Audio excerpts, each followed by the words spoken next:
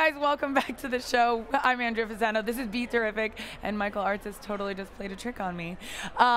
This is Enrica, and you are the author of this book, correct? The editor. Whatever. You're the editor. Editor. Okay, so she edited a book called The 27 Club, which is about? It's a comic anthology inspired by music artists who died age 27. There are a lot of them. It's There crazy. are. Isn't it crazy? Jimi Hendrix? Jimi Hendrix, Jim Morrison, Kurt Cobain, Amy Winehouse.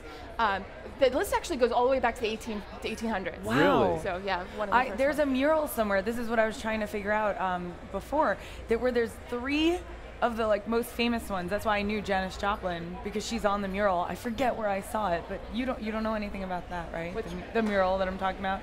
I don't know in your research if you came across it. And several of them died at the Chelsea Hotel here in New York City, and it's kind of crazy that the 27. It's a club you don't want to join, but for some reason, a lot of them know that they're going to join that club. Like supposedly, Amy Winehouse knew she was going to be part of that. What? Yeah. The mystique. I mean, you get into rock and it's a crazy lifestyle, and we're all just starstruck about the whole thing. Yeah. But you can just imagine, even just the show is just the pressure of all these people, and that's your life. And so all these the time. And then they achieve something so incredible so soon, and then But the collapse. interesting thing about it is that a lot of them, many of them didn't. It's not like they were teen stars. It's not like you're not talking about Amanda Bynes here, or Britney Spears, or Christina Aguilera. You're talking about people who had a really short window of fame.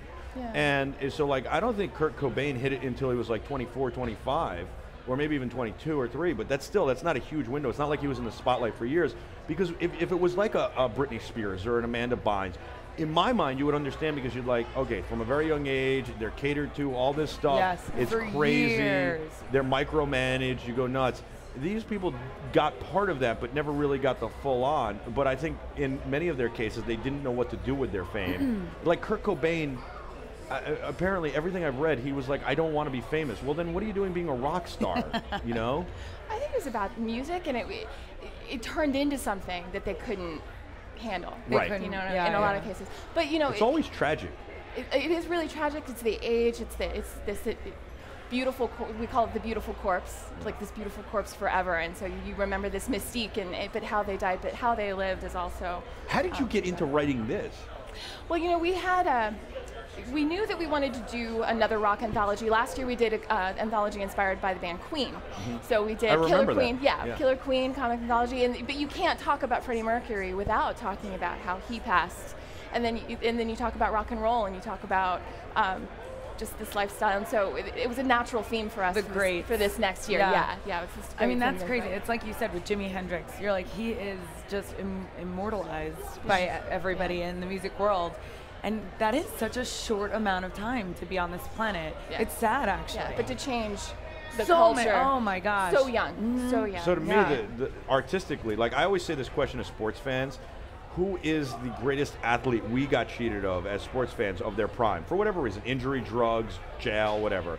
And I always come back to two. I think, what could Mickey Mantle have been if he didn't injure his knee on the sprinkler in his first rookie season in the World Series? When Joe DiMaggio and him almost collide. And what could Mickey Mantle have been, right?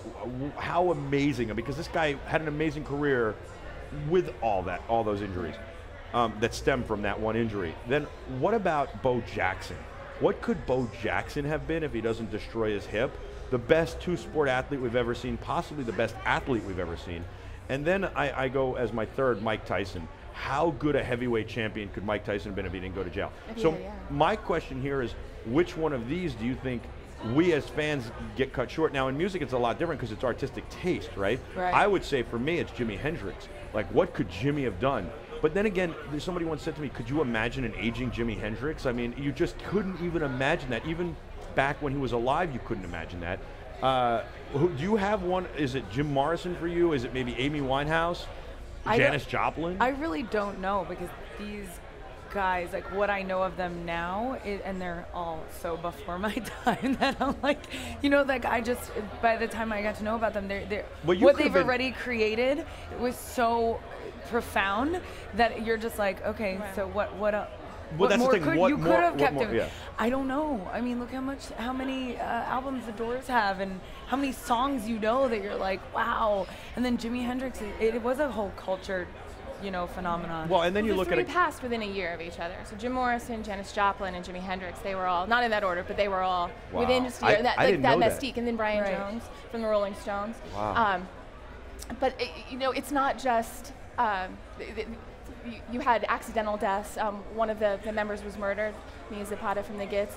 And again, 27, something about that, it's this conspiracy right before you hit 30, before still in your 20s, but it's like right after that first crazy, you go nuts in your early 20s, and then you're sort of winding it down just a little bit as you get, and then 30s. I think you bring up a good point, is that you go nuts in your early 20s, then you kind of plateau a little, maybe you start decreasing, and then you start getting like this anxiety that the 30 is coming, and you start to like, oh, I got to do this before I'm 30, and you think you can handle it because you were 20. And you're invincible. And you think, and when you were 20, you could handle anything, so you still think you can handle it. Meanwhile, you've changed a lot, and maybe you can't handle it on top of you're overdoing it now, maybe, and it's different. So it's very interesting. It is very sad. My question is, how do you make this into a comic book? Well, what we did an open call in January, and we challenged writers and artists to pitch us stories inspired by their favorite member of the club or their music. So these are all original stories inspired by this incredible body of music. And it just really resonated because, Amy Winehouse was, this world phenomenon. Such a tragic figure, even just in life. People almost saw it coming. But I'm dating myself a little bit, but Kurt Cobain, I was in high school, it was this. I was going to say this gut check to. But I didn't know him. Like I wasn't in that music you weren't an genre alternative then. girl. You know what I mean? I mean, maybe. I mean. No, I got to be consider honest. Alanis Morissette. I wasn't right. But what I was actually going to say about that was with Amy Winehouse. She was so popular. Think of the media we have today, or the mediums we have to reach these artists. And seeing her life like that, you know what? I didn't want to see it. She was a train wreck. And you would say that, just like with Lindsay Lohan, and you said Amanda Bynes. It's a train wreck, so it's actually difficult to watch. Of course. And you're kind of like, are you going to continue with music? Because you can only see that if they reform.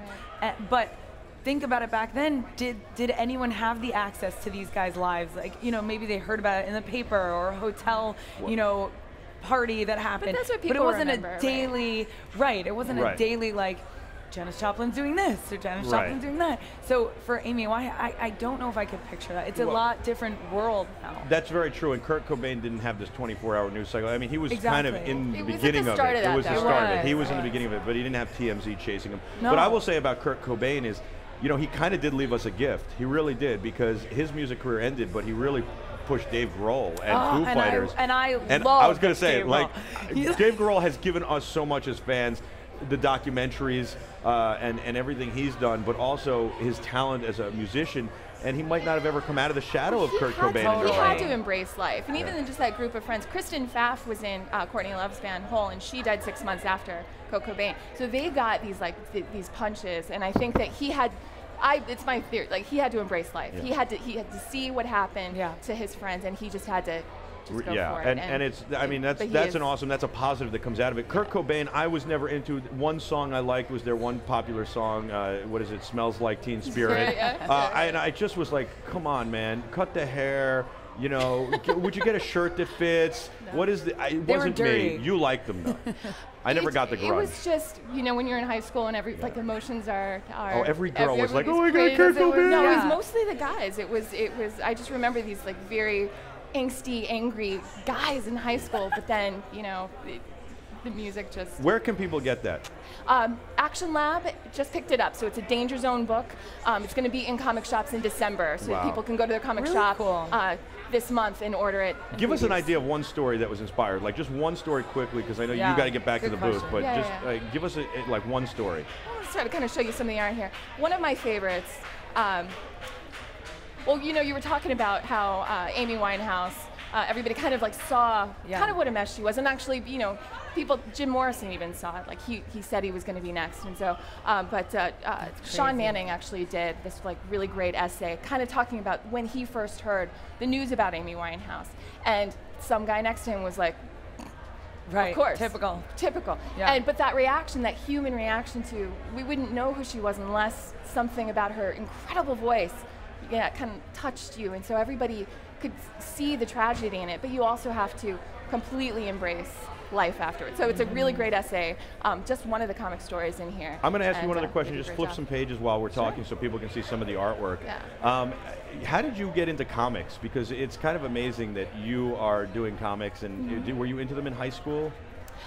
You answer him, I'll help you with this. We actually got to talk about it a bit last year. We did, I just want to remind the viewers. I had a Marvel internship and had an opportunity to work with the editing team up there, and saw how great it was to work with new artists and put these stories together. So I really liked that side of it. So that's how we started doing the anthologies. And as a small company, we've published over 200 people. Wow. And that's a big deal for little publishers like us. It's a great deal. It's a of course, we know how you feel. We're a startup, 54, and look at us. We did 4 million viewers the other day. We had 400,000 concurrents yesterday. God knows what we did. I haven't even checked. I've been so busy.